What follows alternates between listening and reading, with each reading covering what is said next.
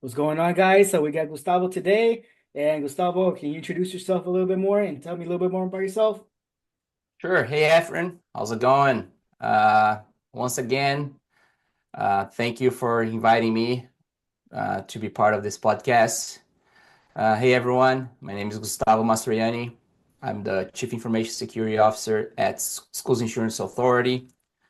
I have 17 years of experience in IT and cybersecurity. I've been in a leadership position for the past 6 years. I'm happy to share some of my knowledge today with you guys and keep this going as long as we can. Let's do it. That's good. That's good. So for the guys that haven't seen the first video, this is the second episode. I know a lot of people has been interested with the MSSP, your career path, and how everything was started. So a lot of people wanted to know your story, and this is we're gonna pretty much want you to introduce yourself and tell me a little bit more about yourself. So first thing, what inspired you to get into cybersecurity? Because I know, as you know, as people might know, that you're a CISO right now, so you're pretty much in charge of the security role, um, the whole organization, the whole aspect, the business aspect, and also the technical aspect. So, what inspired you to get to this role, and what inspired you to get pursue to cybersecurity? So my inspiration was so when I moved to the US back in 2017, the CEO that hired me to work for them here in Reading, MSP, he wanted to build a cybersecurity division. And 2 months after I got here, he invited me during our one-to-one. He said, "Hey, you want to build a cybersecurity division? We can start it off and see how it goes." And there you go. It took me a week to decide if I wanted to go or not, mainly because it would be a major shift in my career. My career was highly focused in networking and Wi-Fi. So moving towards cybersecurity would be a change, although Mhm. networking and Wi-Fi, we also need to understand to use that as to your favor in cybersecurity. So that's how it all started. Since then, I I've been enjoying working cybersecurity. We built the cybersecurity program. We built the cybersecurity division. We spun that off into a cybersecurity company, i.e., MSSP. So with that, that was a amazing experience that I had, and that was a total about I would say 5 to 6 years of experience building something from scratch all the way to a 24/7 SOC with Mhm. people in front of the screen. So now you mentioned about the SOC as well, and SOC. I know you mentioned that you had the MSSP with the 24/7 SOC. Do you think that's a key point for cybersecurity? You think SOC is a big key point? Because I know a lot of people talk about SOC and SOC, but do you think it's a benefit for small, big, even local businesses to have a SOC or even an MSSP? Yeah, nowadays there's no way for you to get around with a SOC that it's not 24/7. Mm. Threat actors, they don't sleep, and they can come from everywhere in the world. So you might be sleeping, but they might be awake somewhere else, and they might be Mhm. trying to break into your environment. So choosing the right MSSP for you, I think the first requirement should be or must be 24/7, and must be a 24/7 with people in front of the screen, mainly because uh, that's the pretty much the way that responding to a alert or to a potential incident will ensure that you're going to be able to contain a possible threat in a matter of minutes or in a matter of a couple of hours. So In I believe that the most compelling reason for a organization to choose and to partner with MSSP is first uh, choosing the right MSSP to partner with, the MSSP that is client focused, Mhm. that strives for excellence, and also it has integrity. Because when you were working for in cybersecurity, you have you have to abide to a code of ethics. For example, if you are certified by ISC Square, you have to abide by the code of ethics. And one of the points is integrity. So you have to do it what's right, even if no one is watching you. So 24/7, all the way, That's 100%. good. That's good to know. So in a good environment, you'll need you pretty much need somebody at 24/7. You need a SOC to be at 24/7. Would you say like SOC is more related, kind of related to help desks, kind of similar, but more advanced, way more advanced? Uh, in in a way, I would say, mainly because they do not receive calls. SOC will not receive calls from users to help Mm, them out with something. SOC is always the SOC team will always be watching for alerts coming in, triaging those alerts, mm, making sure that alerts that are marked as high priority by the SIEM or by the XDR or EDR, and after performing some investigation, ensuring that the priority that was marked by the tool is actually the priority that should be uh, delivered to the client when the incident needs to be escalated. mhm, So the escalation is part of the process, right? There are MSSPs that they only monitor and escalate alerts to the IT department. There are MSSPs that they do that plus containment. There are MSSPs that they do uh, alerting, escalations, um, containment, and instant response. Because containment is different from instant response. Containment is pretty much you're stopping the threat to mhm, spread across your environment. And instant response, the digital forensics and instant response is the aftermath. So you're going to investigate what happened, how it happened, what were the point of entries, what are the things that were compromised by the threat actor, if there was any kind of a data exfiltration, if the threat actor had access to um, personal information or confidential information, so on and so forth. So there are different flavors of a MSSP out there, and you have to choose the one that suits you the most uh, in terms of your business needs within the organization. Okay, okay.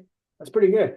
I know you also mentioned about the MSSPs and the MSPs. I know there's as many people might know, there's a difference on them. Can you explain to me a little bit of what's the difference and what is it? What's the main focus on them? Like, let's say first of all, let's say MSP. What is Yeah. an MSP and what is the difference about an MSSP? So the MSP is a managed services provider. So Mhm. what they do is they provide IT services and IT support to organizations that they partner with. There will always be a pinch of security because you can't do IT without basic security nowadays.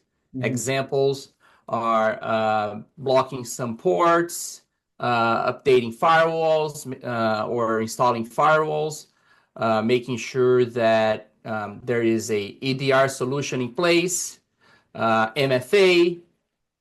Sometimes they can even go to by offering security awareness training, um, zero trust, maybe some DNS security. but they are not ready, and they are not staffed to be experts in cybersecurity whenever you need. They will have someone. They usually will have a few people in staff that are security focused, but they are not, for example, they're probably not that security team.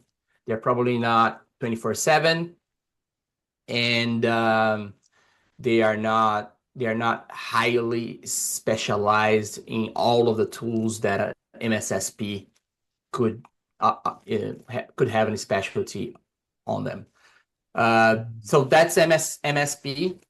And for the MSSP, managed security service provider, they are very cybersecurity focused, meaning that they will focus on anything related in cybersecurity. They will have people, staff 24/7. They will build a SOC, so they will have that detection in place. They will monitor your environment uh, against threats. Okay. So they will make sure that they can have the best visibility that they can across your environment, either at the endpoint level or at the network level or a cloud environment. So the SIEM of choice would correlate all of that data and generate alerts and escalate those alerts appropriately.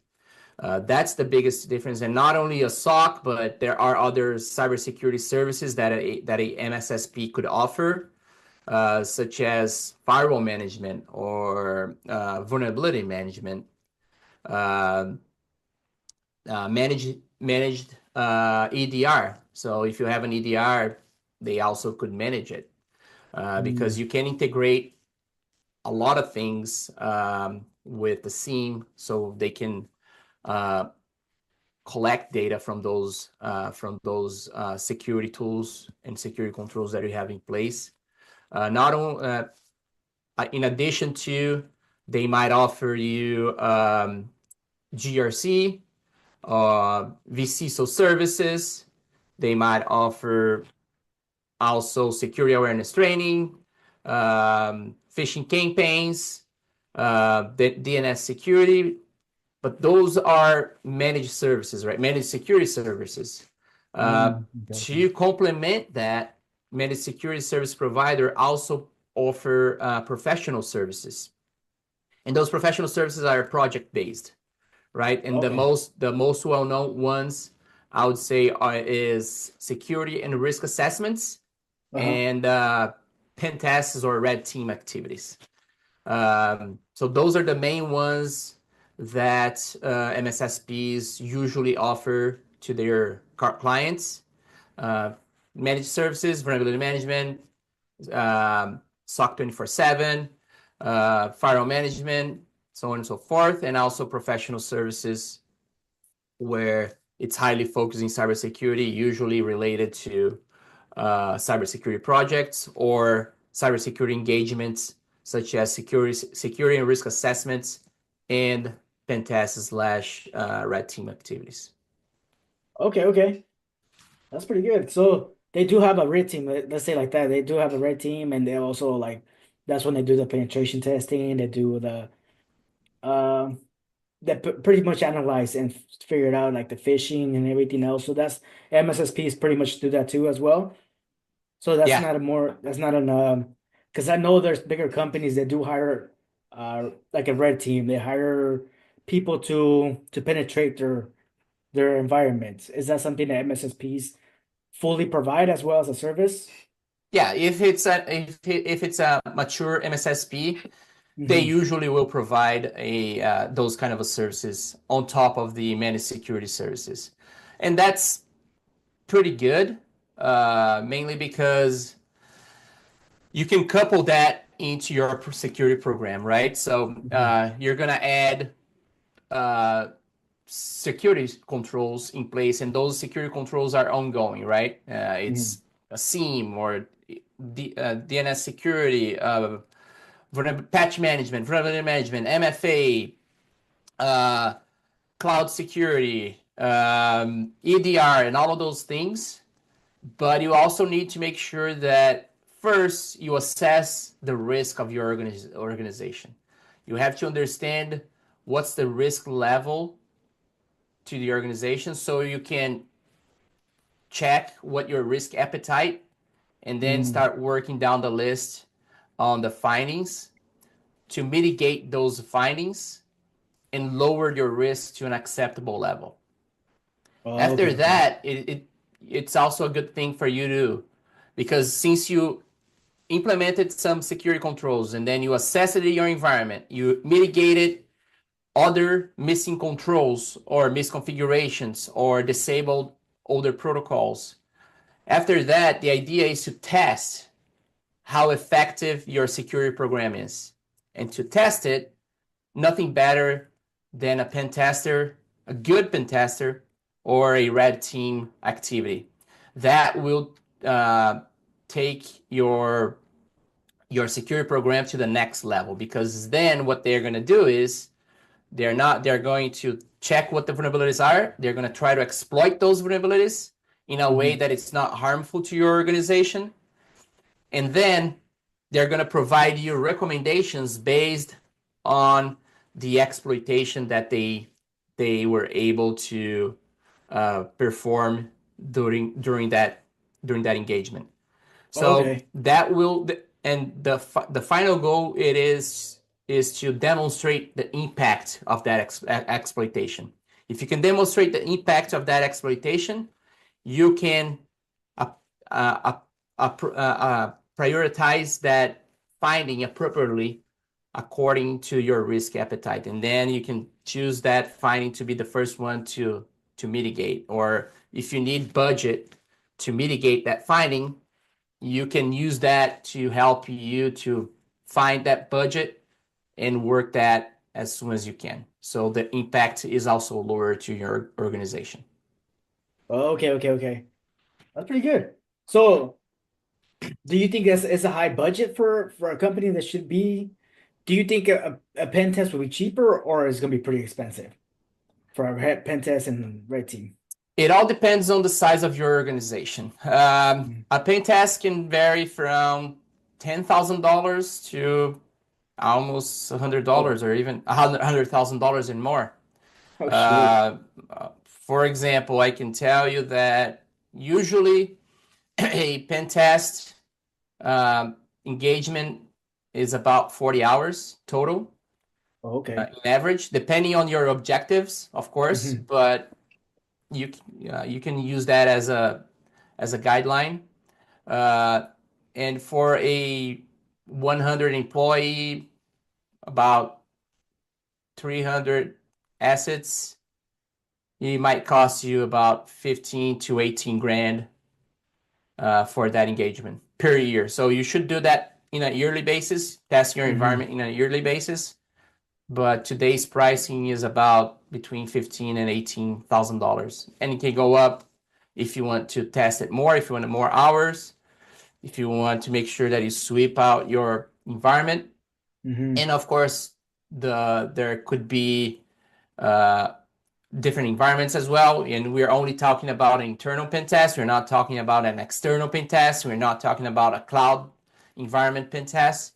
We are only talking about here an internal pen test within your environment to make sure that you test your internal environment. So different types of pen tests, different pricing, uh, and at the end of the day, you gotta pick your battles and make sure that you choose that wisely so you can focus on things that will give you the the results that you are expecting so you can have a more effective security program.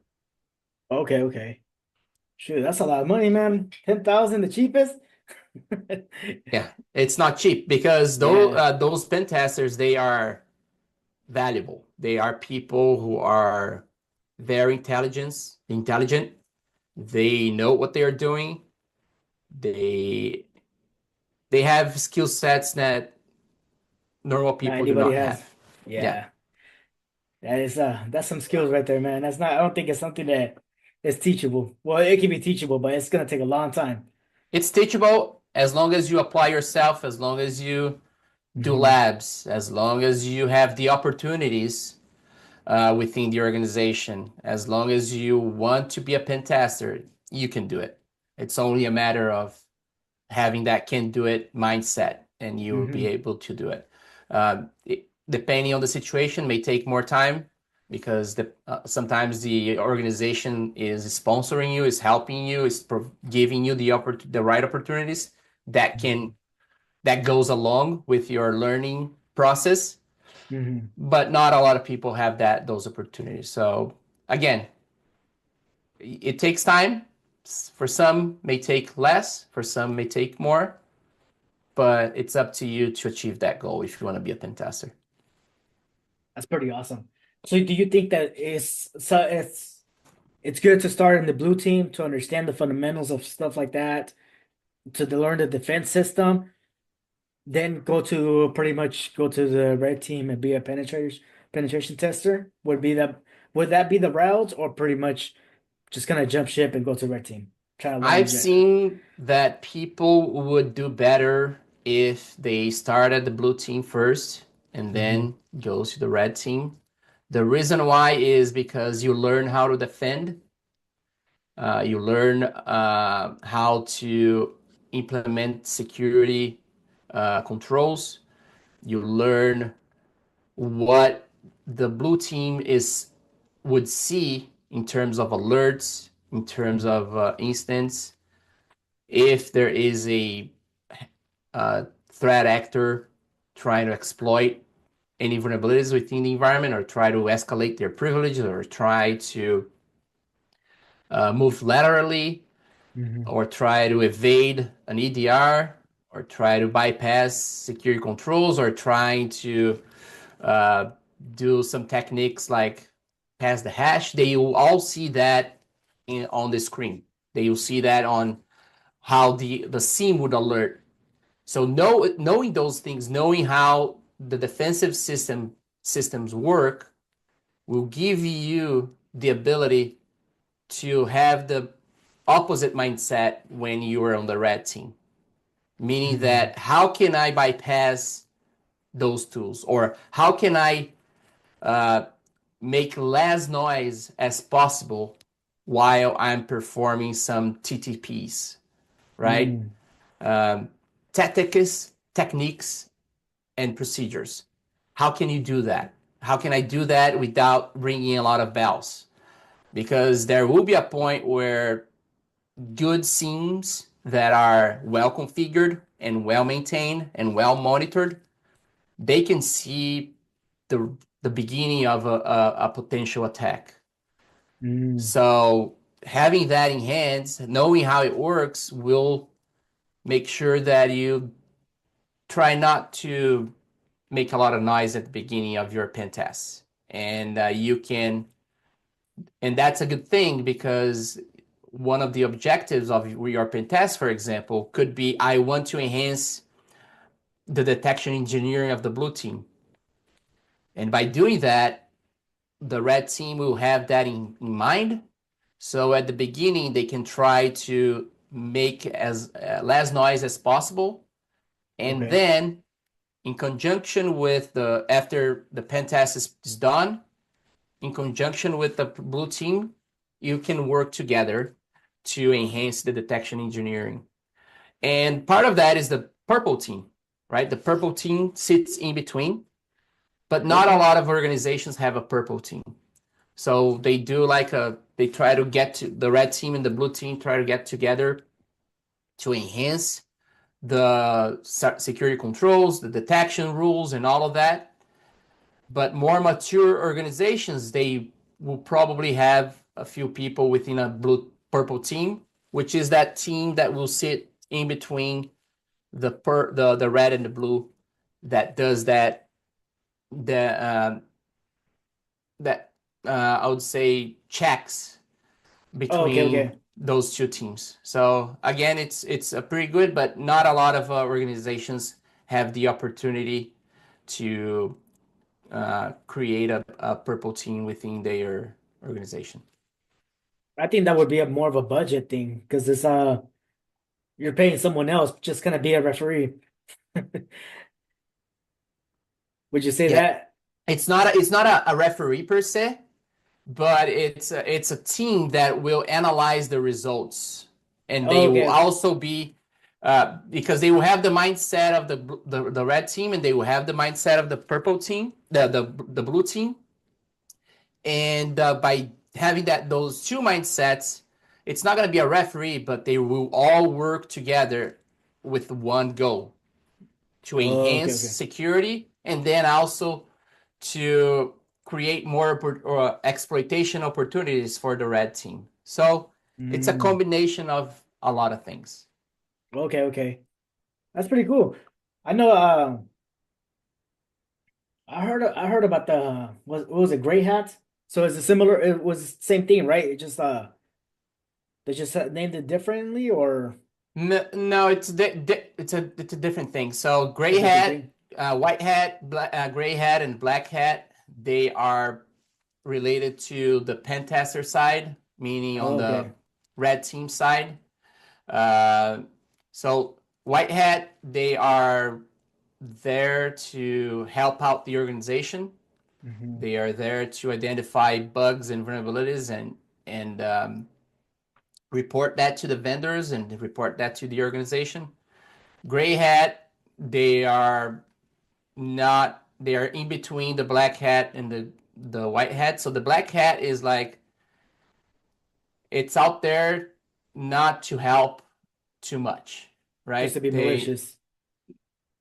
to a degree, because the black hat is not looking for to help. They are usually looking for gains for him or herself, you know. Okay. And the gray hat is it sits in between. They want to help, but they also want to make money off of it. Hmm. Just like as the white hat as well. But the gray hat is more of a consultant, I would say. Okay. Yeah, Pretty much like a private company or private person, yeah. their own entity. Okay, okay, that's pretty good. I didn't I knew that's a good explanation. That kind of separates the other wordings because I know they always confuse the blue hat and the white hats, and that's a good that's a good explanation for separation. Hmm. That's pretty good. That's pretty good. Do you think in the MSSPs they have that in like the different hats as well? Do they have the blue hat, purple hat, red hat? That pretty much have everything, or it's just pretty much blue hat and red hat with them. So they have blue team and red team, right? Hmm. And on the red team, they will have white hats, right? Because at the end of the day, that's why other organizations hire the MSSP for Hmm. to hack into their environment It's and funny how you point say out, hack. yeah, and point out because it's an authorized hack, right? So Yes. it is authorized. So it's something that it happened that they do on behalf of that organization. So the organization that hired the MSSP can understand what are the gaps and what's the impact of the vulnerabilities and the gaps that they have. So Mm. it's two different things, and that's most of the MSSPs that they have out there. Okay. Uh, as I said, having a purple team is awesome, but it costs a lot of money. And at the end of the day, only well mature organizations would probably have that. Mm. Okay. Good to know. Good to Or know. large It, enterprises. what's a Large bigger enterprises. future for that? What do you think it's I know you mentioned about the red team and the purple team. Blue team is pretty much out there already. Everybody's willing to get in. Everybody can get in. Do you think if somebody's trying to get more into pursuing to the purple team, is there a benefit for that, or is it going to be really competitive? It's Or going the to be red hard team into? because it's going to be hard because at the end of the day, not all of the organizations and MSSPs have a purple team. So you may act as a purple team. but at the end of the day, you're probably going to be sitting either on the red team or the blue team. Oh, okay, You may be okay. the liaison that would act as a purple team, but it's not very common out there to have a purple team. Most you're probably going to be sitting either on the blue team or the red team with a touch of a purple team to guide and help both of those teams. Okay. Good to know. Good to know. Yeah. And then the MSSPs, do you what I know you mentioned about clients, and you mentioned about there's some client focus. What do you mean about the client focus? You mean about business clients? Are you meaning like personal clients? We're talking about enterprise clients. How would you explain that? So, well, your client, they usually MSPs and MSSPs, they do have their specialties, right? Because they Hmm. either started off by focusing in one industry, or they have more clients on that specific industry and they got better organically, or they want to focus on in the government space. They want to focus on the healthcare, SMB, commercial, and all of those things. I have a big heart for SMBs because those are the organizations that probably do not have a lot of money Hmm. to uh, fund a security program. So Hmm. make building a security program for those SMBs at a cost at a compelling cost, um, and also providing services with excellence. That's one of the reasons that I was able to build that security program and MSSP in the past because that's what we focused on, providing great services with a great security program and delivering those services with excellence. That was our focus. We did have clients in other industries, Hmm. uh, but for us, serving that is industry was our goal. But we would not like we would serve whoever we wanted, but we had that special heart, that special thing in our heart to serve those clients within the SMB industry. Okay. Okay, that's Yeah. good. So for the people that don't know what SMB is, a small medium business. So that is that's a good point. That's a good niche right there. And also, I like you said, you're right. They don't have they might not have all the proper funding, but that's something that you can provide to them and help them at a good price. So, and I believe SMBs are mo the most vulnerable for Yeah. anything for to being getting hacked, just for the reason they don't have the protocols, the policies, the budget. So it is something that is good to provide for that. So in your journey through that whole MSSP journey with SMBs, did you learn a lot from that journey, or you think you learned a little bit more on other places that you've worked at? Do you think it was a more of a do you think it pretty much gave you that hope of like being that next person to help somebody, or how did that impact you? Absolutely. So being able to make an impact in our industry, it makes me feel good, first of Mhm. all. Uh, and making an impact on SMBs as well, it also makes me feel good. So being able to provide those services to SMBs, it's like organizations from 5 people all the way to 200, 300 people. That's the kind of the range for SMBs. Uh, it if you can do that, you have to understand what their pain points are first, Mhm. and being able to understand that, you can create a security program or try to tailor a security program for them and ramp it up over time. Sometimes they don't have the budget for you to create a full security program. So you start off small, but at least you're starting. First Hmm. you begin, then you get better, right? So if you can start small by implementing security controls that have become somewhat of a commodity Hmm. out today. EDR, MFA, security awareness training, phishing campaigns, uh, DNS security, all of those little things. The more things you add, the better their security will be, and then you can show the value over time by providing them monthly reports, by having that touch bases uh, Hmm. every month, providing them with information on how those security controls were effective for that month.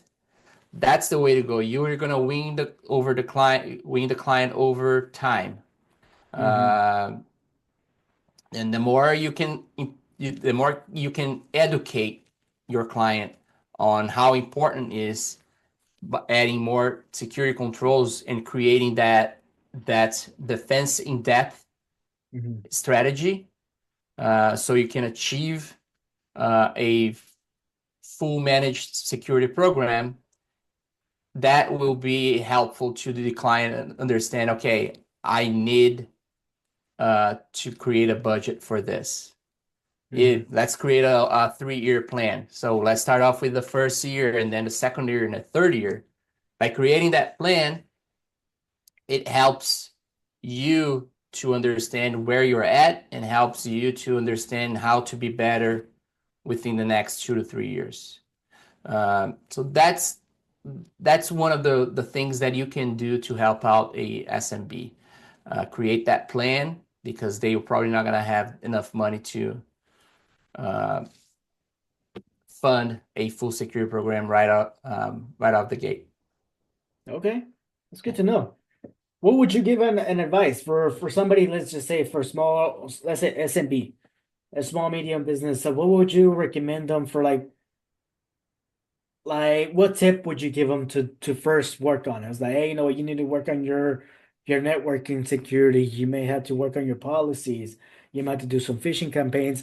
Just some free advice for somebody that's maybe just listening to this that might be has a small business or medium business, and just kind of I believe that that's also going to give you a little bit more of an open door for them to kind of maybe even just reach out to you. It's like, hey, you know what, I have this business. I want to expand a little bit more. This I think it's just going to give you opportunity as well. Yeah. Some MSPs and MSSPs, they do have a questionnaire that they uh,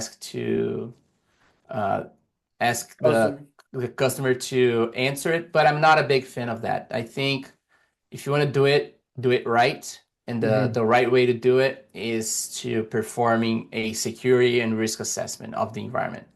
That Hmm. way, you will be able to create a security program uh, that it's right for the organization, that will fit the organization's needs, that will align with the business needs.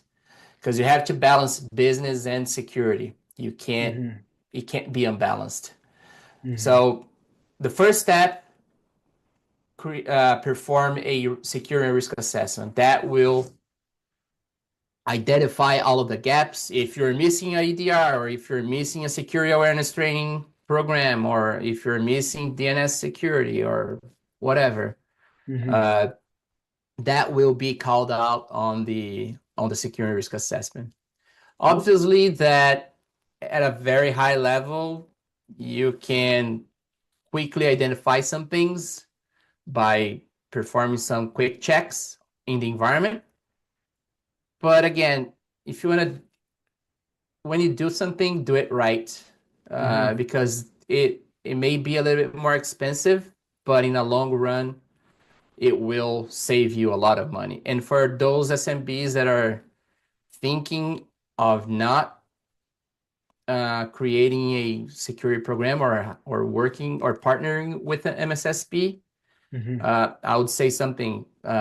I can assure you that the cost of a data breach or a ransomware attack is way more than partner with a MSSP that could maybe prevent one of those attacks or lower the impact of Hmm. an attack. So think twice and make sure that you separate a budget for your security program. Okay. Yeah, that makes sense. If you're gonna start it, might as well just do it right and get a full checkup on everything, just to see if everything's what's missing. And the thing I liked about what you said too, you kind of tailor with their situation. It's not something like I bring a whole pack. I got a bundle of services, and this is what you need. You're pretty much tailoring what their need and they're needing and what they're expecting to. So that's pretty awesome, man. That's a Yeah. good, really. I think Hmm. that's a really good business perspective and approach as Yeah. well. Yeah. Yeah. So that I Absolutely. like that a lot. So let's go back to now we're going to ask a few questions here. So why is it good to know the OSI model and understanding the crucial in cybersecurity? Like, is that something that's gonna for like an entry level or trying to get into cybersecurity, you think that's a good benefit to understand the OSI model? 100%. You Yep. must know OSI model if Okay. you're willing to work in IT and in cybersecurity. Knowing how the OSI model works and how it fits to both IT and cybersecurity, it's paramount. So just a reminder here, OSI model, 7 layers, right? Hmm. Physical, data link, network, transport, session, presentation, and application. So knowing all that those 7 layers will help you to understand how things work and troubleshoot. Hmm. Because when you're troubleshooting something, you can correlate parts of your troubleshooting to the OSI model. Examples. If we're talking about a specific port, a TCP port or UDP port, we're talking about layer 4. In other words, transport layer. Hmm. If you're talking about IPs, we're talking about layer 3, network. If we go down to layer 2, MAC addresses, that's how wireless networks work. Hmm. So the communication between the endpoint and the access point, it's all layer 2. So you gotta Hmm. know layer 2. You gotta know MAC addresses. You gotta know what happens at the layer 2 level. Now, if there is a problem with cabling or a Wi-Fi card or a device or a Ethernet cable, fiber optic, that's where comes in layer 1, right? Even Hmm. wireless frequencies, Hmm. right? You got to know layer 1. Now, other than that, if you tested all of those 4 layers and you couldn't find anything, the problem might be at layer 7 application. So again, OSI model is a must. If you don't know OSI model by heart, it's going to be hard to break into IT, Hmm. let alone cybersecurity. That's the Yes. basic foundation for everyone in IT to uh, to know that. That's paramount. Yes. Yeah, I believe on that. I believe that the OSM model is one of the most important part, especially I believe in that's just the starting phase of IT. To start anything with the OSI model is gonna build that foundation of anything. And it just goes to everything. It goes to cyber, goes to networking, it goes to IT. And a lot of people have been asking me, like, what is the difference about IT and cybersecurity? Because a lot of people get confused of those two topics all the time. They always say, "Oh, I want to get an IT cybersecurity," or people categorize cybersecurity in a different way or IT in a different way. I know you mentioned it too. It's just IT or cybersecurity. What would you say was the main difference on that and how that kind of bridges the connection or not or disconnects the connection?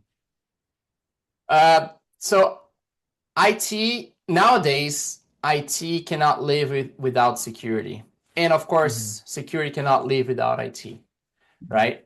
Um, but IT, in essence, is making sure that all of the digital uh, assets that that your organization has, uh, the business nowadays, they run off of computers, they run off of servers, they run off of the internet. I don't think there is a one single company out there that at least do not have a computer. Yes. Okay, so and at least access to the internet. Yes. So at the end of the day, IT will help the organization to keep moving forward, to keep the business running, uh, and it will support the systems, making sure those systems are have high availability, not meaning that they have redundancy or things like that, which they might have, Hmm. but keep those systems running as long as they can to so the business can continue to make money and serve their clients. Now, security comes in on top of that to help IT to deliver those services in a more secure way. Hmm. Because nowadays threat actors out there, they just want they do not care if you're a small business, you're a big business, you're a large business. They just want money at the end of the day. Hmm. So now, when you can, if you can deliver those IT services with security minds, with a security mindset, or with a security on top of that, that is a plus to the business. Some business nowadays they need to prove that they have something related, some security controls in place. Hmm. Even if you want to get cyber insurance, you must prove that you have security controls in place. Hmm. Because if you don't, you're not gonna get cyber insurance. Insurance companies will not want to insure you in a case of a cyber incident. So again, two different things. They complement each other. They cannot survive without each other, and they are different things in a way that IT may have a pinch of security, and Hmm. security may have a pinch of IT. But if they stay on their lanes and they work together when they have to work together, that business will be successful. Okay, okay. So they both pretty much work with each other in the end. It doesn't matter what type of what role are they at. They're still pretty much working together. Yeah, they will always will, because if there is an incident, the SOC team usually will not go after the system because they might not have access to that system to remediate if Mm. something is going on. Then that's when the IT department comes in and helps the remediation with the recommendation coming from the SOC. So there's Mm. always going to be that um, that alignment, that collaboration Hmm. between those two teams. Always, 100%. Um, it's paramount as well to have that collaboration between those two departments within an organization. Okay, I see, I see. Now I see what you're talking about now. So you kind of see like the IT would be more the system admin and pretty much the face of the of going proceeding through stuff and a hardware base, and cybersecurity is more of the back end. You pretty much don't see people, but they're already working. They're always working on something in the back end. Yeah, and Okay. they must be 24/7 nowadays. It's paramount to be 24/7 because threat actors they don't sleep. Yeah. Although your business does not may not run 24/7, and maybe that's why you might not need a 24/7 IT department, but you you will need a 24/7 cybersecurity department or a cybersecurity team or a SOC team to be Hmm. monitoring your environment 24/7 against um, threats. Any threats? Okay. Okay, I can see that because yeah, threats never gonna stop. They're always gonna be. They just want you to slip up on one day, one little minute, and that's when they get in. Yeah, So that exactly. that makes a They lot of sense. they just need one opportunity. Yeah, one little opportunity, and Hmm. after that they're in, and it's game over from there. Yeah, exactly. Yeah. So you think? Do you think that threat actors use a lot of maybe social engineering, email phishing, emails, like stuff like that? Do they do a lot of that, or do you think it's more of just like the hacking perspective? It's like, oh, I can hack your computer, or I can hack your firewall or something. Is it more like that, or is it more like the social engineering aspect too? Uh, More of social engineering, absolutely. Nowadays, more than 90% of the data breaches or security instance, they Hmm. start off with social engineering, either by uh, phishing emails or phone calls or something that it's trying to lure the user or lure people to get their credentials. Vulnerabilities, yes, you can exploit those, but the majority of the times you're probably going to need a credential.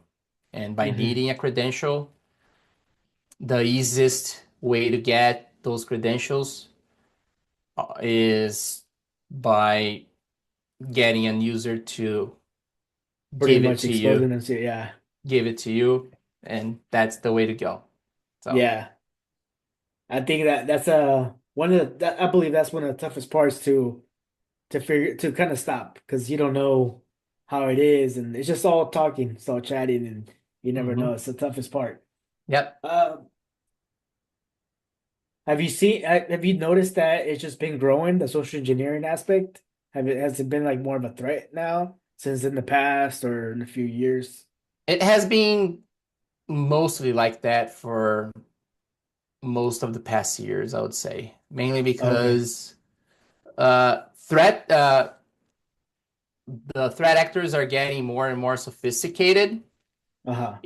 on both by being able to exploit vulnerabilities, but Hmm. also coming up with different ways to uh, different creative ways to get credentials from users.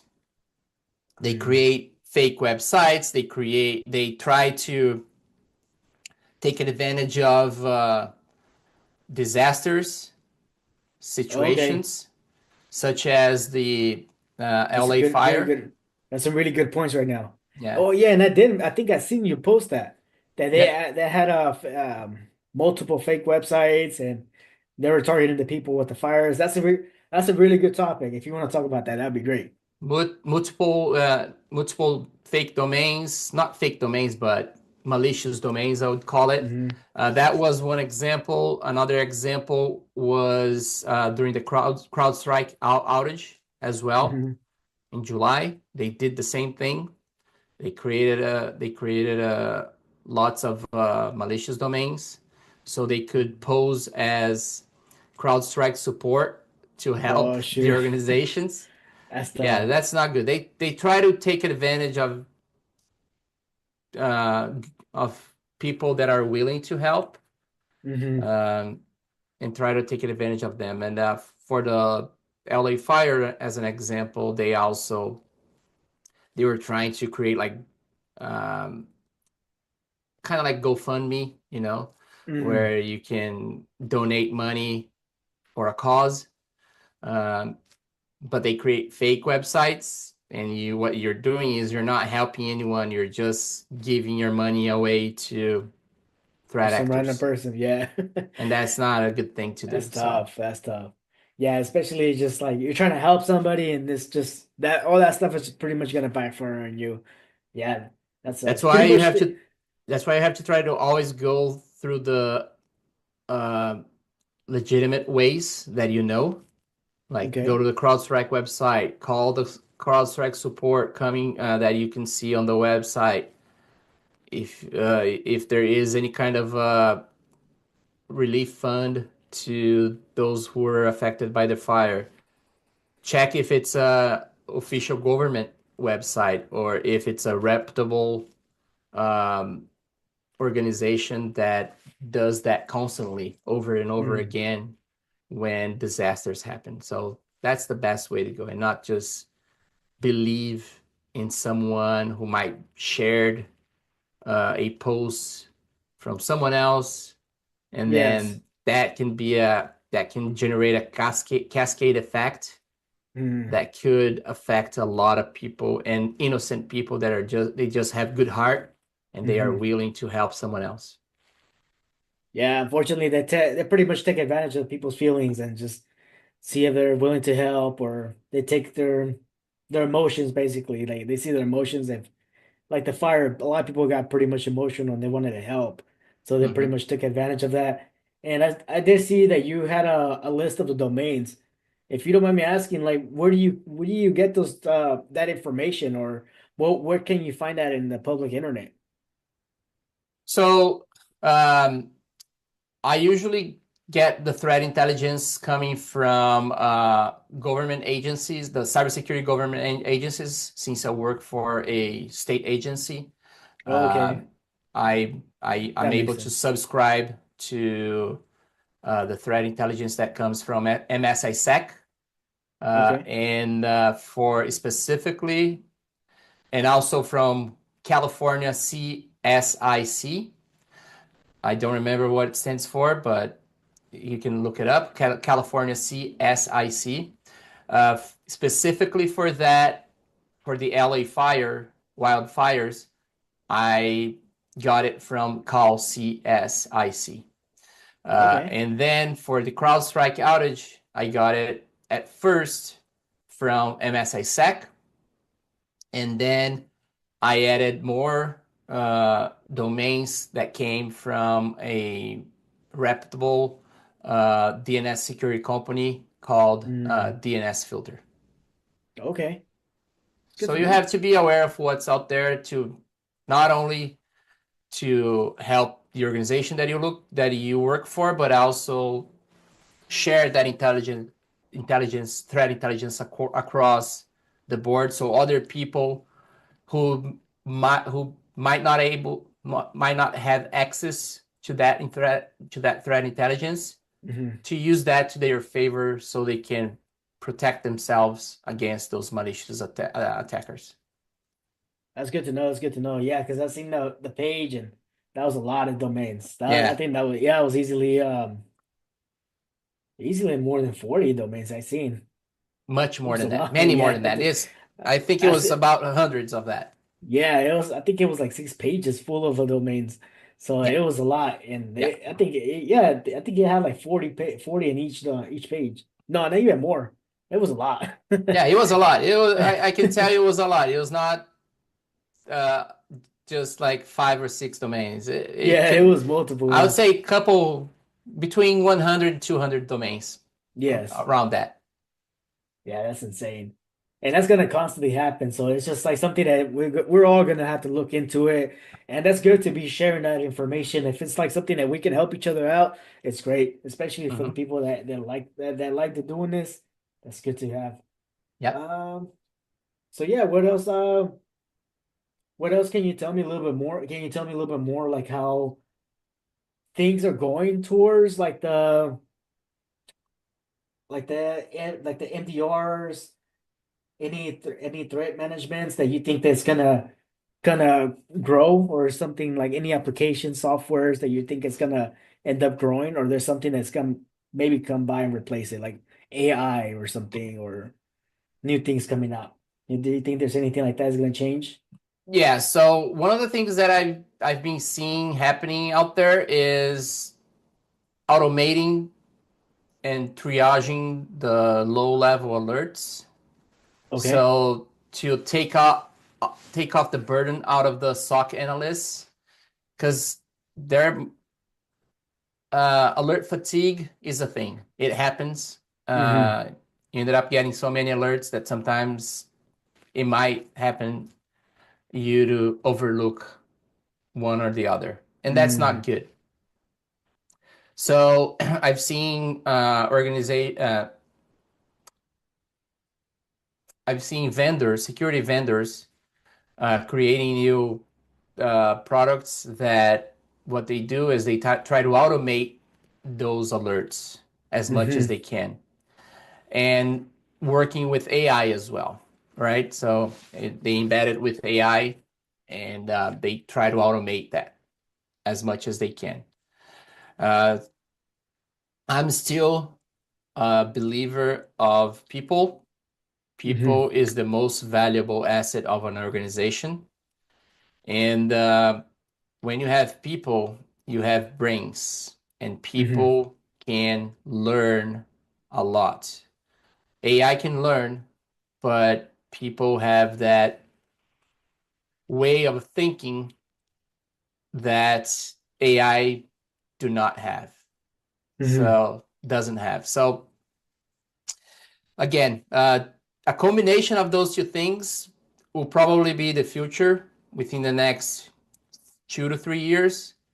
So automating some of the alerts, but also having people being able to investigate those alerts and determine if it's a true positive or if it's a false positive. Uh, that's a trend that I've been seeing in the past 6 months. It could be good. There's a potential.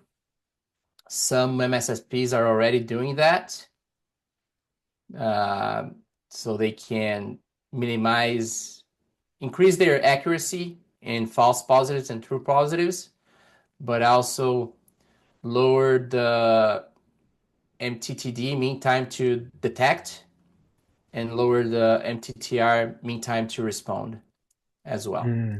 It's all about being quick to detect, being quick to respond to a possible incident, but if as long as you have that high certainty that it's a true positive. So I think that's the main trend that I've been seeing the past 6 months when it comes to Okay. MSSPs. But that's related to Security Operations Center, right? The SOC team. Hmm. There are different things out there uh, as well. EDRs are becoming more and more sophisticated. They Hmm. are adding other features to complement the EDR solution that it's already in place. They are becoming more aware of the behavior of the host, enhancing their way of creating detection rules to better detect potential threats. Hmm. They are enhancing their way of using indicators of compromise. Hmm. But at the end of the day, you have to have someone managing in the back end. So again, comes back to people. So people Okay. will still be the most valuable asset of a MSSP, no matter what. And you did mention about that you're a believer on having people on your team. You still believe in that. Do you think Yeah. when you're in your role with MSSP, was there any automated or any AI at the moment? I know you it was a few years back, but was it something that you're kind of pretty much advancing to it? Yes, we were. But unfortunately, I do not work for the MSSP anymore. But we were gearing towards just some kind of low level automation Okay. in some points. But I unfortunately I did not have the opportunity to keep moving forward Hmm. with those things that we wanted to do, Hmm. those projects. But I'm sure that there are MSSPs that are doing out there, and I know of a few of them that they do that already. Okay. Yeah. I noticed that you have a strong belief in MSSPs because you came from that and they showed you pretty much. Do you feel like it made you who you are pretty much for like the technical and business and everything. It pretty much kind of like it gave you that experience, it gave you that role. It showed you how to be more efficient of everything. Do you think that was something that helped you? Yeah, absolutely. Yeah. I'm a believer of MSSP if it fits well to the business that you're partnering with, right? Okay. So you can also have your own IT department, your own your own SOC team. And that's okay. If you have the budget, if you have the need, you have the business need, and if you and at the end of the day, it's probably budget. But if you have the business need to have internal team, maybe it's a regulatory thing. It's a regulation. Maybe you must have some that internal team, uh, and it's okay. But if you don't have the budget, you maybe do some kind of a co-managed environment where you may have internal IT, internal security team, but you augment that with a MSP or a MSSP. So the MSP, MSSP cover the gaps that you have as internal IT department and internal security department. Again, you Mm, can't do it all if you have a small team. So yeah. if you can outsource that to another organization to help you, it will help you to focus on more on things that are more geared towards the business, and you Hmm. can help the business thrive with the help of a MSP and MSSP. The MSP and MSSP, they're always going to be there to help you. Hmm. That's their goal. They want to enable your business to be more effective in terms of the digital transformation or cybersecurity or being or serving your employees by having a help desk, helping them by, hey, I need to reset my password, or I forgot my Hmm. password, or I'm locked out of my computer. Those Hmm. little things, outsource it to a managed service provider. Detection 24/7. It's hard to build a team that is 24/7. It's hard to find people that will get excited and to work 24/7 for one organization. So Yeah. it's easier for you to outsource that because then people who are working 24/7, they will have exposure to different environments, to different organizations, to different industries, and they will learn a lot. And I hope that those things get them excited to Hmm. learn more and more. So again, it depends on your business model and depends on your business needs. Okay. I You can fully outsource it. You can co-manage having the MSP or MSSP help you, or you can have your in-house IT department, in-house SOC team, and that's totally fine as long as you're able to meet your business requirements. You should be good. Okay. That's good. That's good to know. Yeah, because I've been to other companies that they do have a combination of both. They have MSSPs and they have the internal teams or internal cybersecurity teams. And I was curious about that. I'm like, why do they have that? But that makes sense what you're saying. It pretty much kind of bridges the gaps. There's gaps in that, so that makes a lot more sense. That makes sense. That makes sense. And you think I know we haven't got to this topic, but.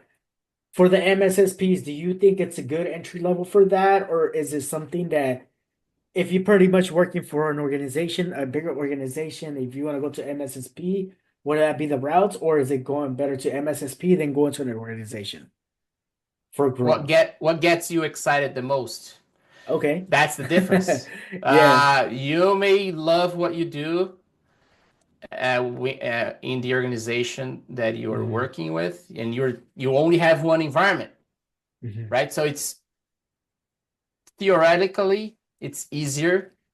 Theoretically, it's easier to manage one environment than 30, 40, 50 environments, right? Yes. But you're only going to get exposure to things that your organizations choose to implement. Uh-huh. Uh, and those vendors that the organization work with, they might be stay there for quite a while.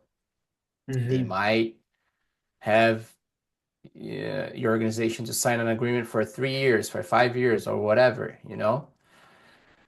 On the other side of the MSSP, you're dealing with different things. If you're working for MSSP, you might not have the saying to that client on how which EDR they should use. Oh, okay, okay. You might not have a saying on which firewall they use. You might Hmm. not have a saying on how the patch management works. You may recommend, but is that part of the service that you were hired for, you were contracted for?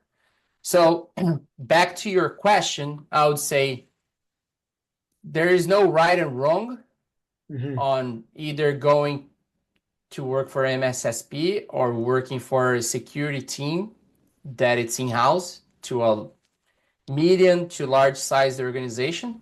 Hmm. But what excites you the most? What gets you up in the morning?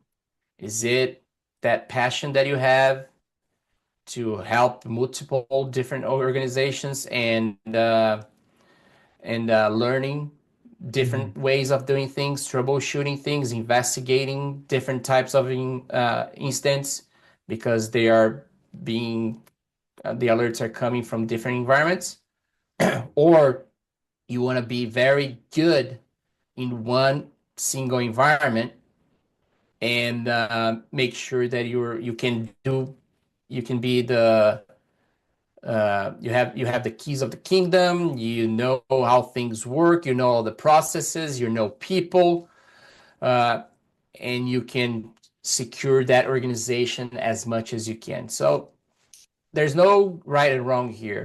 Uh, Okay. at the end of the day, it's what gets you excited and what gets you up in the morning. I love both. I Today I work for one organization, but I have clients as well within their Hmm. organization. Um, a little bit different from an MSSP. So again, I I have the passion for both of those, and that's why I'm talking about MSSPs today here because I have this passion in me that MSSP is there to help you. Okay. I think the way that you're explaining the MSSP give you a lot of how can I say it give you a lot of different expertise. It opened a lot of different doors to you. It wasn't you weren't specialized in just one thing, even though your role was for maybe some one specific thing, but you pretty much did a little bit of everything. Is that correct? Yes. Yes, I did a Okay. little bit of everything in the beginning when we were building the cybersecurity program and the Okay. cybersecurity division. I was a SOC analyst. I was a security engineer. I was a security and risk assessor. I was a Oh virtual shoot. CISO. I was a security program builder and creator. I was a CISO. So That's a lot. I wore a lot of hats until Yes. I got to the job position. Okay. Uh, and that was part of the process. And I was able to learn a lot because I wore different hats since from the beginning. I was a network engineer. I was the Wi-Fi engineer. I had multiple roles in a Hmm. span of 4 to 5 years. Okay. Yeah. That's really good. Yeah. Because that shows you a little bit of everything in those 4 years. You kind of get an experience of everything, pretty much get an expertise of a little bit of the things that you have. Yeah. That's another question that kind of sparked up right now when you told me about that. What do you think about, let's say you're a network engineer and they give you opportunities to go to, let's say like a virtual CISO or something different, like it's out of your picture, out of your scope. And what would you say do you see that as more of an opportunity, or do you see that more like, oh, this guy or my company just trying to take advantage of me because I know a little bit of that. Do you see that as a negative or as a positive? Like, they're giving you an opportunity, or they're just trying to take advantage of you? What I would you always see see that? I always see as a positive thing, Mm-hmm. unless I've been proven wrong with bad experiences in the past Mm-hmm. that I've been through, or that people who work for the same organization have been through as well. Mm-hmm. But I always see it as a learning opportunity. Mm-hmm. You're being exposed to something different, something new, something out of your comfort zone. Mm-hmm. So I mentioned this during our previous podcast. Mm-hmm. Always try to be outside of your comfort zone, but not too far away, because Mm-hmm. that could be risky. But being a little bit away, a little bit away from your comfort zone will always help you to stretch and be better Mm-hmm. and learn different things. And the more you do that, all of a sudden, quote unquote, more opportunities will show up Yeah. in front of you. Yeah, I And do that's believe that. not because they want to give you that opportunity, because you're the chosen one, Yes. because you're Neo. No, you're not Neo. It's Yeah. because people saw that you are open to learn, and you're always stepping out of your comfort zone. You're always doing what they ask for, Mhm. and you do it with a smile in your face Yeah, because you love what you do. that's And no true. wonder they're going to give you more opportunities. Yeah. It's not because it just fell on your lap. It's Yeah. because they see that people are Yeah. seeing what you do, and they Yeah. will begin to trust you in a way that you think, why they're trusting me? No, they are trusting you because you Yeah. are a person who is willing to get things done. Yeah. That's Yeah. good to know. That's good to know. I know I would get that a lot of feedback from a lot of people. They always tell me, like, "Hey, Efren, why do you do so much? You know that's not part of your role, and that's not part of your pay rate." But I look at, from my perspective, I've always looked at it as an opportunity. It's like, okay, they're giving me this. It's an opportunity for me to grow and understand this and learn the fundamentals of this. Like, they gave me, as an IT, we don't work on really projects, but they've gave me opportunities for projects. They gave me opportunities to pretty much supervise. It gave me opportunities to be a lead. And of course, it's not an official title or anything, but it's pretty much they're giving me opportunities to do this, to run on multiple sites, to run multiple projects, um, to be like the second hand in command. Pretty much they gave me these opportunities, and I've shown them. I was like, hey, look, like you said, give a smile, always be happy, willing to work on it. And of course, I don't think I was ready, but I've worked for it, I've understood it, and pretty much it just made me who I am. And I think I see those opportunities as a great thing.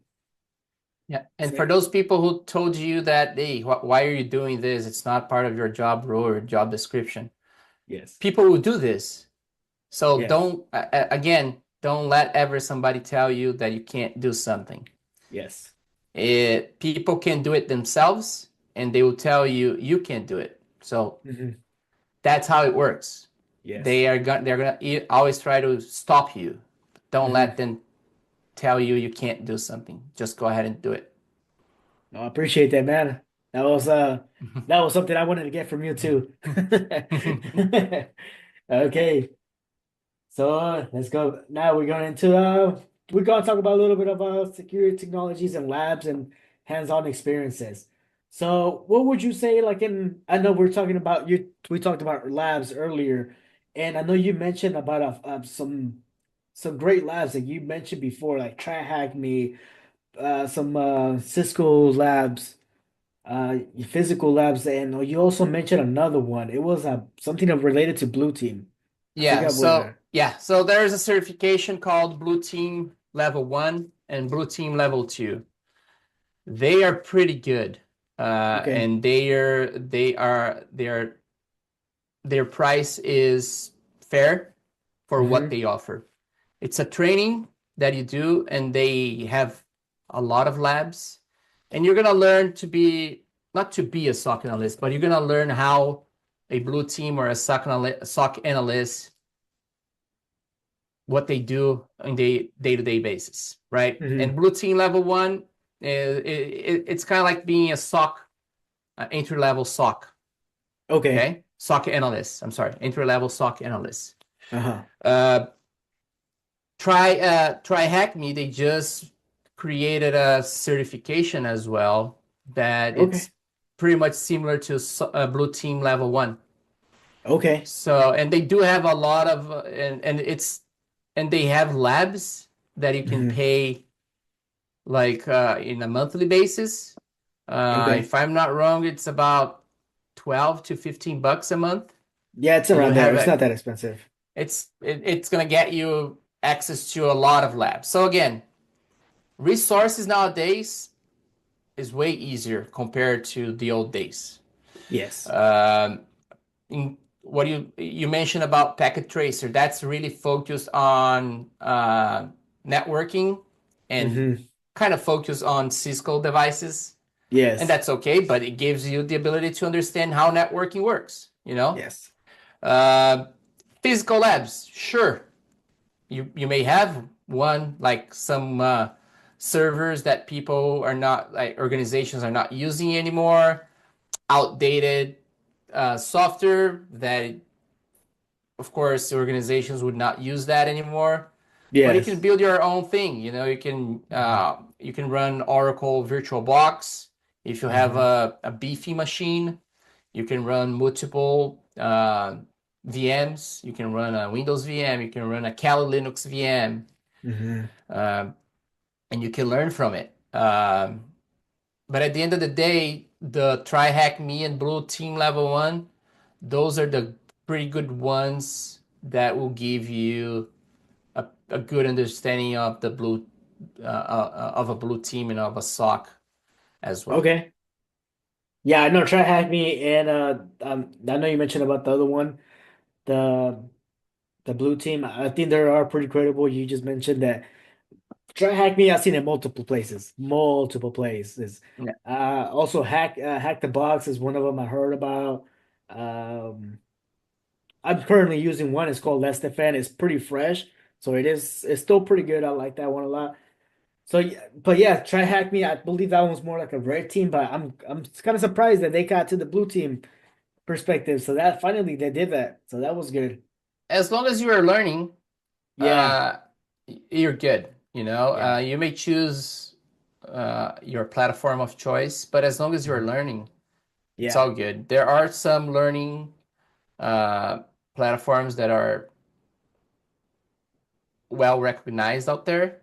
Hmm. Uh, so you have to ponder those things, but still, as long as you're learning, that's the way to Yeah. go. So that's an example. If you see if you're part like if you're in the hiring process, do you see those like the try hack me certifications or the blue team certifications? Would you see those by any chance, or are you just like, okay, maybe he did it, that's it, or would you kind of pick his brain about it?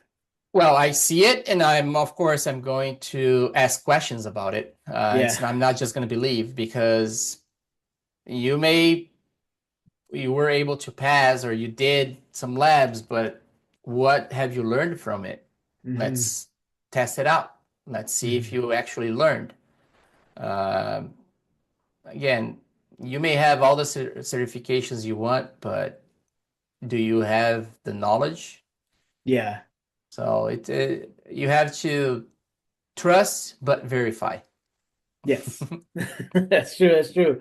I know some people are very book smart, man, and they just pass, but they can't understand the how things work, man. Exactly. So now you mentioned about certifications. What would you say about certifications? What would be a really good entry level for, let's say you're trying to get an MSSP or an organization, cybersecurity? I know there's a little topics of everything, but what would be the basic certification that you're looking for somebody for Um, cybersecurity?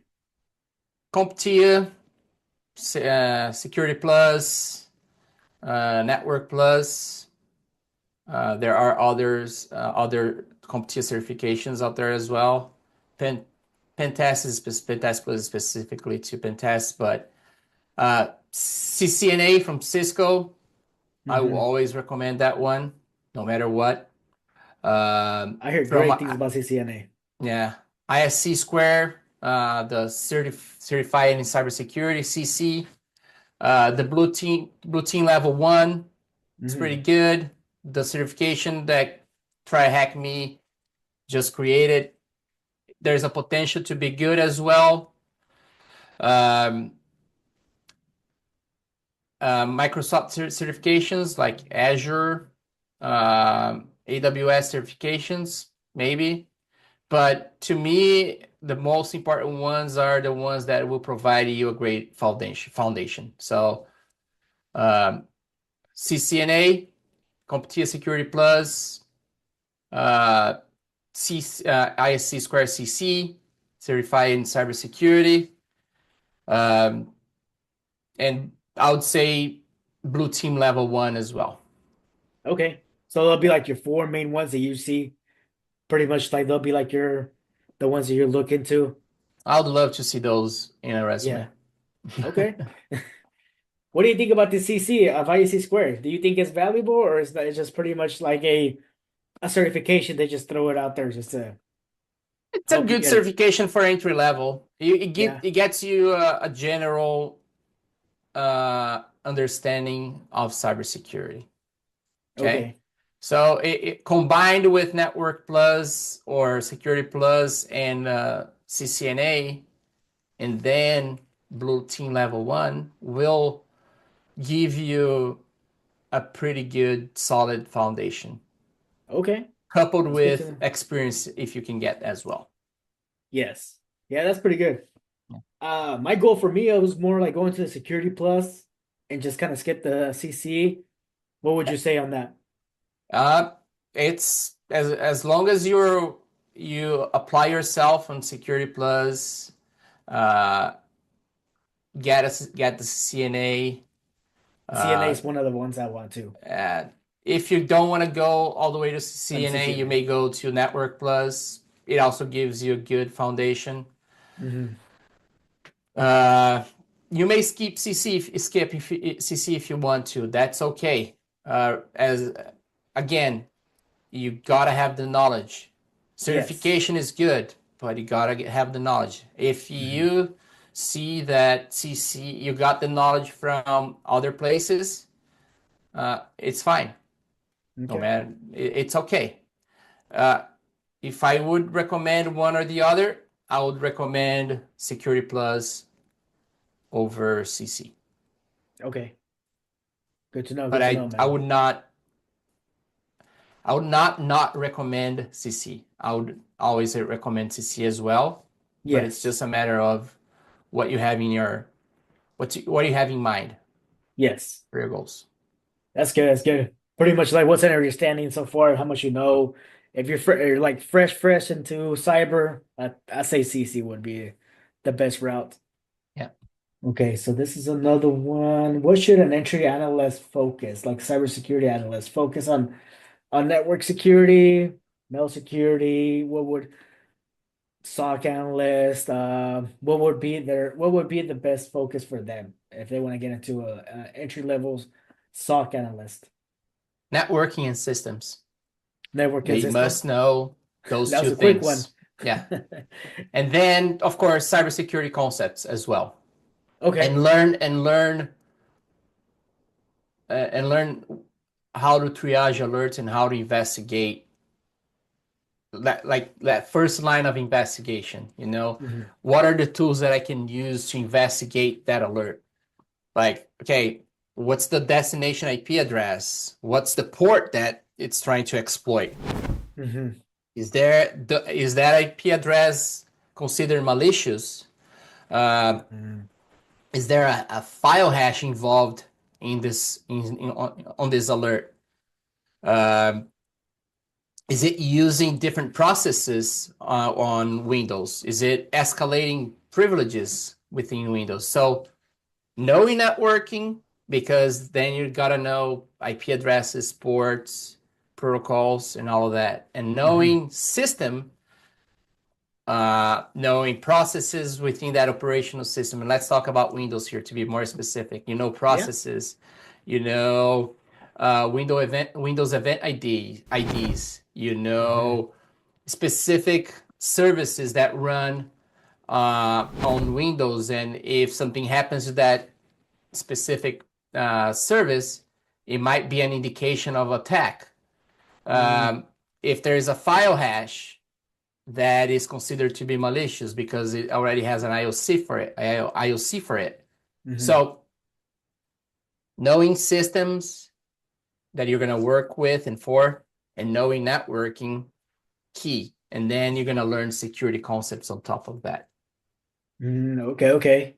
Yeah, So pretty much getting the fundamentals too from systems, get the networking, and then after that go to the security. 100%. Always. Okay. If you do, if you skip that step, it's you're gonna fall behind a little bit, Yeah. unfortunately. Yeah, I can see that because it's everything just kind of like it goes back and forth in a way. You have to learn the systems, you have to learn the networking aspect with IPs and how things are tracked, and like you just mentioned about the systems on the Windows, like all those little back end stuff that you'll have to learn. Yeah. So that makes a lot more sense. Okay, great, great, great. So in this, when you're getting into cybersecurity, you think do you work close with the GRC team members or is it more of a separation with each other?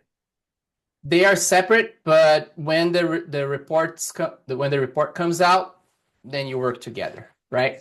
Hmm. Because at the end of the day, um, the GRC team will help you to create a plan of action and milestones after they perform an assessment. Hmm. And what they're going to do is they're going to work with the security engineers, for example, or work with the SOC team on how to mitigate some of the findings, Hmm. right? They want to make sure that the risk of the organization is as low as they possibly can get as low it is as low as it can get. Hmm.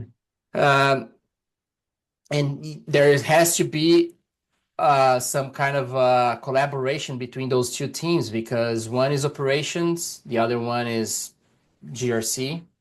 Um, so sometimes there will be compliance, um, and by compliance, sometimes you have to abide to some regulations that Hmm. are out of your control. So Okay, okay. they will work. They are separate teams, and they usually work together after an assessment is performed of that environment. Okay. Yeah. So for as a CISO that you are right now, do they whenever there's a let's say like when you had your analyst team and did everybody bring you the documentation and everything that would that be combined with the GRC and also with the cybersecurity team? They will pretty much get it together and present it to you, or how would that work with you? Yeah, so the GRC team would present that those reports to the CISO, to the SOC manager, maybe, uh, to the engineering team as well, depending on the size of your organization and depending on how your organization is structured. Mhm. But at the end of the day, the CISO will take that and decide what is going to be the prioritization of those remediations and what's the most important to the organization, what what presents the most risk to the organization, and there has to be a decision on how to prioritize the remediations as well. So the CISO will be in the meeting, of course, with the SOC manager and the security manager, uh, the GRC manager as well. So it's all about a team. There has to be a collaboration from everyone within the organization, and even we. Even the IT department as well would be there. Okay. Yeah. Shoot, so all three of them work together, huh? Somehow. Yeah, there will yeah, when it comes to enhance the security program, Uh-huh. I think you can't do it alone. You have to have collaboration within different teams. They are all part of the Mhm. process. They are all part of the program. They are all important. Mhm. If if someone or if a department or a team is not collaborating, that means something's wrong. So Mhm. there has to be collaboration. Yeah, that makes a lot more sense. Yeah, it makes sense that everybody has to be working together, just everybody be in the same plan of everything. Mhm. Yep. Oh, that's good. That's good. So that's good. That's good. That's a good perspective. I never thought that they were. I know Cyber and GRC were already working together, but I never thought about the IT also bridging that connection. But that's good. That's good to know. Um, so let me see what other questions we have. What do you think about cloud security? That's something that I also wanted to ask them before we start this. But what do you think about cloud security and system engineering? Like, you think is that's gonna be growing too, the cloud security? Oh yeah, absolutely. If your organization is they have like cloud services, Mhm. Google Cloud, AWS, and or Azure, they you must protect those those Yeah, resources. yeah. So and there are vendors out there that they do cloud security. Their specialty is cloud security. So Wiz is one example. They do cloud security. Okay. At the end of the day, you're just securing something that it's not on-prem. It's out there. Yes. Uh, Same concept, different way of implementing things, but at the end of the day, that's what you're gonna do. You're gonna secure that. We Getting into the specifics. It really depends on what you have in the cloud. Uh, Yes. Example, Azure, not Azure AD anymore, but Entra ID. There are a lot of security controls that you can implement Hmm. depending on the level of licensing that you have with Okay. Microsoft, right? Hmm. Uh, Same thing, and the if you have an on-prem environment as well, you have to make sure that there is security between that sync that happens between Entra ID and your on-prem Active Directory. Mm. Uh, Protecting your Microsoft 365 users, right? Because it's open out there for everyone because it's portal.office.com, right? Yes. But there are ways for you to GeoIP block that, so you can block countries, so those countries do not have access to your environment by any means. So Okay. cloud security, it's there is a lot uh, Yes. to talk about, and but at the end of the day, just think that you're protecting your servers or Yeah. your environment somewhere else and not on-prem. Yeah. I think that's a tough subject right there because you're not your cloud servers, of course, they're not gonna be on-prem. So now you're pretty much you're hoping for Microsoft or AWS, all these companies to protect your data. So that's when you pretty much need that cybersecurity team, right? To be in the middle looking at everything else. Is that correct? They will provide you high availability. They Uh-huh. will provide you very basic security, but it's your environment. You're paying for it, and you have to secure it. So at the end of the day, it's your responsibility uh, Mhm. to secure your data, to secure your environment. Microsoft, they or Azure or Google or Amazon, they all have security. Of course, I'm not saying that, but you don't spin up a server in the cloud and leave everything open. That's on you. Yes. That's not in That's in another. AWS or Azure. You know. Yes. Yeah, that makes sense. That makes sense. What do you think about the cloud security, man? You think it's in the beginning were you kind of like iffy about it? You didn't want to do it, or was it like, you know what, let's proceed through it. Let's try it out. That depends on, again, it goes back to the depends answer. You have to meet your business needs and how your business works. If you're 100% remote work, like, or pretty much remote workers you have in your organization, Mm-hmm. there's no reason to have things on-prem. It's Mm-hmm. better just offload it to the cloud. Now, if the majority of your employees work from the office, that could be different, right? If you have a hybrid policy, you could do both, you know. But at the end of the day, it's about what's best for your business. Mm-hmm. It's not something that I can tell what's best or not, but it's what's best for your business. Yes, cloud environments has become more and more compelling, Mm-hmm. but it still has a high cost. Oh, okay, okay. So compared to on-prem uh, environments. So Okay, okay. you got to decide which one's best for you. It's pretty much how you just gotta figure it out what works best first. Yeah. Okay, okay. That's good. That's good to know. Okay, so we're just on basically on our last two questions. Yeah. Uh, so what do you see in cybersecurity? Are there going to be any subcategories, any other focus people, other subcategories that might pop up? Let's say like we just mentioned about cloud security, we mentioned about network security, systems security. Do you think there's any other subcategories might pop up that might be something that people keep an eye on or should work on? AI. AI? AI. Yeah. Okay.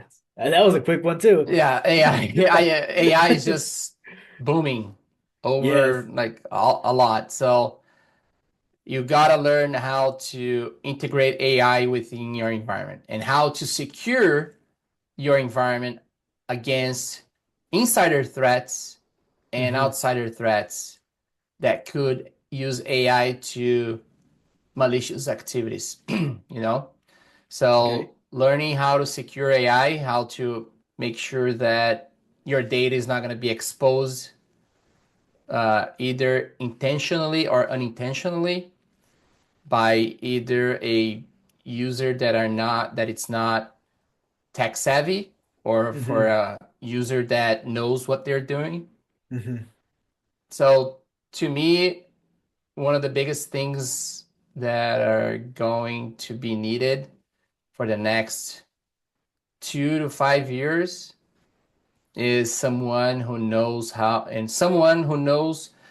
integrate tools and AI to help the organization to uh, be more effective in their business and to use AI to make things better internally, make processes better, make decisions better.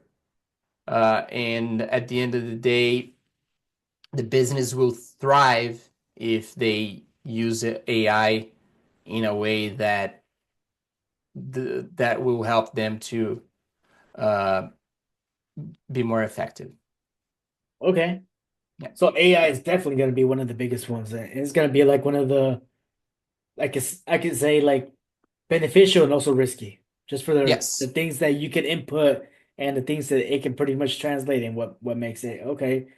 Mhm. Do you think in this AI security, do you think that it's going to be more of on-prem? Like, are they gonna have the on-prem server somehow, or they're pretty much gonna use a third party like ChatGPT, Microsoft? Microsoft. I don't know which was Microsoft. Copilot, Copilot, that's the Copilot. one. Yeah. Yeah. So Copilot. I believe that it's gonna be a combination of on-prem LLMs, AI, and cloud AIs, let's call it, right? Hmm. And that's why we need to be careful Yes. because your data may be out there unintentionally. So that's it's gonna be it's we're gonna have a combination of those two things for quite a while Okay. until people get more comfortable, people understand better how AI works, how to secure AI, how to secure the data, how to classify and categorize data, uh, and how to give the proper access control for Hmm. data for people. It's gonna take a while. It's a journey, Yes. but in 2 to 5 years, that's when things are gonna start booming because then people, they are some organizations are already have staffing, already have people in staff on staff that are working with AI and trying it out, understanding until it gets to a point where okay, we're ready to move forward with AI, either those cloud AIs like ChatGPT or Copilot Hmm. or Gemini, Hmm. or just running some LLM internally. Okay. Okay. Yeah. Yeah, that I can see that a little bit of combination of both. What is something to prevent putting on the AI? I know I personally think it's just like putting anything personal. I think that's something that is just you should never put in the AI because you don't know where that information is being stored at. Personal things, personal PII, PFI, PHI, personal health information, personal financial information, personal identifiable information, any confidential data from your organization, Hmm. intellectual property, client information, all of those things. You have to be careful because as soon as you put Hmm. it out there, there's no way back. Yeah, pretty much like social media, man. You post a picture, Yeah, that thing's all over the place now. yeah, You might think it's it's safe, but over. no, that's in all type of servers. No, yeah, that's true, that's true. And that's a really good niche about the AI. And that's amazing that you're mentioning in about 2 to 3 years. That's really fast. Really, really fast. And that's going to be for those organizations who want to be in the forefront of their industry. Hmm. Not a lot will adopt AI, but those who will adopt AI will be at the forefront of their industry, and also those professionals who will learn how to work with AI, they will also be on the forefront of their careers. Hmm. Yeah, I think I seen a video or article. I forgot where I seen it, but they said that like there's no way for escaping AI. Just learn. You gotta learn it already. You just gotta figure it out because there's no way that this is gonna end. Yeah, exactly. And also now that we're talking about the AI, what do you think about the DeepSeek? Have you heard about DeepSeek? Yes, I did. I have my Well, reservations about it. yeah. You have any Yeah, thoughts? Any public thoughts you want to say? I would not use it. I That's know there it. was a lot of a lot of issues in the beginning, you know. They Yeah, hyped up so much and they started figuring out a lot of things. yeah. Okay. I just keep that aside. No, it's understandable. Okay, so what else? Okay, future-proof career cybersecurity is pretty much that's AI, huh? That's a future-proof right there. Anything else Yeah, that you can think of? but just keep up with the threat landscape that is out there. Keep Mhm. yourself up to date. Keep studying. Keep learning. Keep reading. Uh, Life is an endless learning experience, so don't just stop. Always keep learning. If you always keep learning, your chances to be successful will be way higher than those who are not learning something in their daily lives. Hmm. Yeah. And proven fact, like you mentioned, man, you came from what was it, a network engineer in the beginning, and you just grew up to being a CISO, man, and that's a big step up, man. That's not something that you can just say, you know what, I'm gonna be a CISO the next day, man. It's not. True. It's a big step, man. It took a lot of work, and I bet you it was a little harsh in the beginning, but it's definitely worth it, man. I'm glad for you. I'm Yeah. happy for you. It's Yeah. a big Thank you. step, man. Thank you. Well, I think that's pretty much it, man. You got anything else you want to say? You want to say anything to the video? Anything you want to say to the people? Any Yeah, advice? Anything, tips? absolutely. Once again, Efren, thank you for having me. We, I think what you're doing for everyone out there is amazing. It's great to see that you have that heart where you want to help people, to make sure that, hey, you have to give as much as you can and not expect anything back. So, Yes.